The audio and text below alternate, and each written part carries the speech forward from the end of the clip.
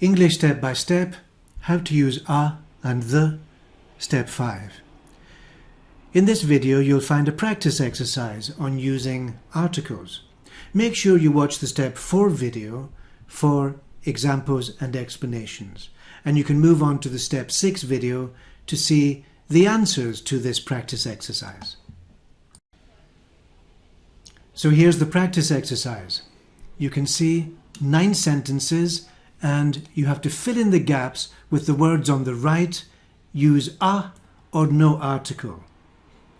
For example, electrician, thousand, music, indigestion, bag, headache, wonderful world, cloud, sporty person. All of these can be put into the sentences, but you have to decide, do you need a or no article?